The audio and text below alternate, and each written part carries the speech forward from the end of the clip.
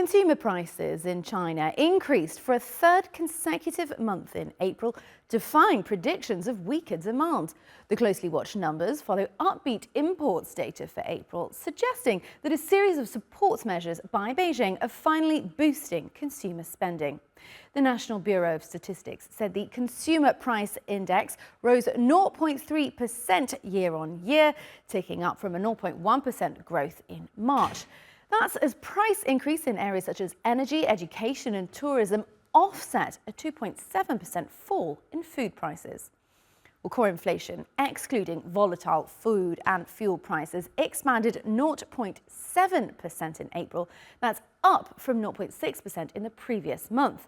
The data is the latest sign of increasing consumer demand in the world's second largest economy, even as a years-long crisis in the real estate sector continues to squeeze households' spending power.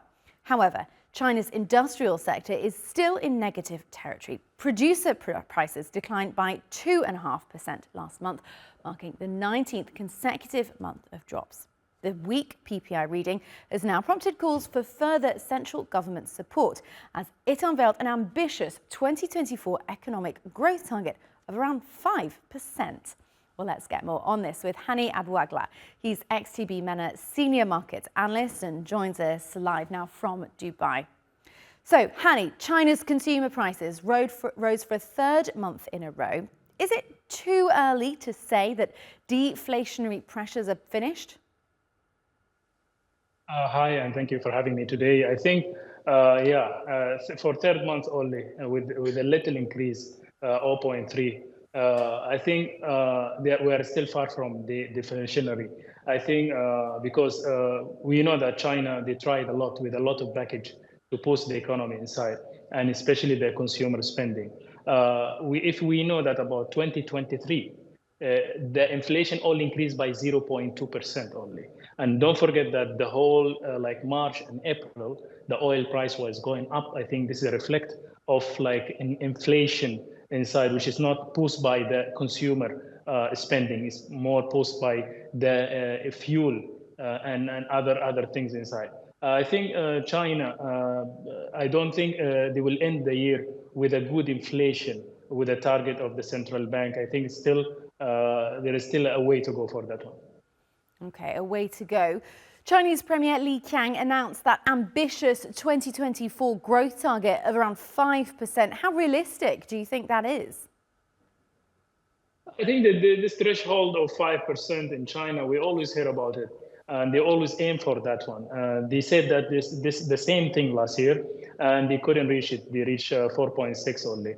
I think this time it's not that easy for them. What we know about the real estate inside, also about the industrial production, this is almost, I think, 50% of the GDP. It's not easy to reform those two sectors and also get out of the crisis. Second thing, I think the market today, after they went down, they went up again because of announcing China this morning. There is a bonds of 20, 30, and 50 years long bonds with around 1 trillion yuan. It's almost $138 billion. I think this is what moved the market up today, because they know that again the government pushing the economy and trying to at least push the economy back again, especially after what we hear about from Biden, that they're gonna make another tariff on the electrical cars from 25% almost all the way to the 100%. I think with the two leaders announcing that they will increase the tariffs on China, the consumer, they are not happy about that, and they don't have enough confidence in the Chinese market. I think there's still a long way to go for China. Things will not be clear unless after the US election. Okay, and over the past couple of weeks, Hani, Beijing has unveiled a series of measures to shore up its indebted property sector. Do you think those measures are enough? And how important does the sector continue to be for the Chinese economy? I think the debt on this sector is very big. It's not easy to just get rid of it in few months, even in 1 year. I think China at least need 2-3 years to reform this sector and try to push the industrial sector and also the what you call electronics and IT sector, which is they are going more in that one, the chips market.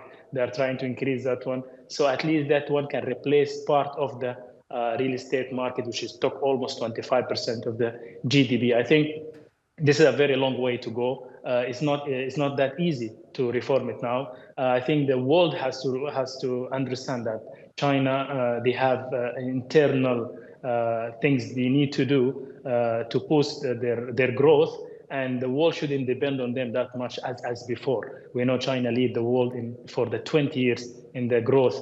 I think they need to depend on other countries now and leave China to do their work inside. I know you'll be keeping an eye on that, as will we here on TRT Business. Hani Abuagla, many thanks. Thank you.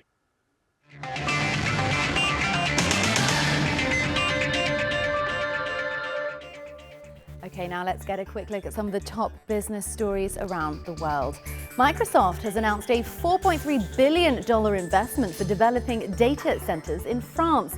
The tech giant's reveal came on the eve of the 7th Choose France Summit, which aims to attract foreign investment into the country.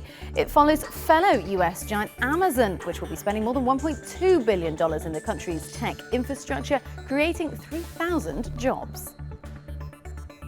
The South Korean government has announced plans for a support package worth more than $7.3 billion for chip investment and research.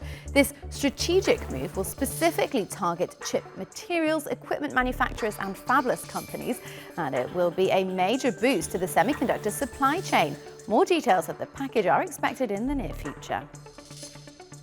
The US Senate Majority Leader Chuck Schumer is urging the Federal Trade Commission to halt the $53 billion Chevron Hess merger proposed last October. The deal would grant Chevron a significant foothold in Guyana, one of the world's newest oil producers. If the merger happens, analysts say it could grant the oil industry additional leverage to raise prices. And a US Federal Reserve judge has blocked a new Biden administration rule that would cap fees on late credit card payments at $8 a month. A US district judge granted a preliminary injunction to several business and banking organizations that allege the new rule violates several federal statutes. The law, which would have saved American households $10 billion a year in fees, was set to take effect on Tuesday.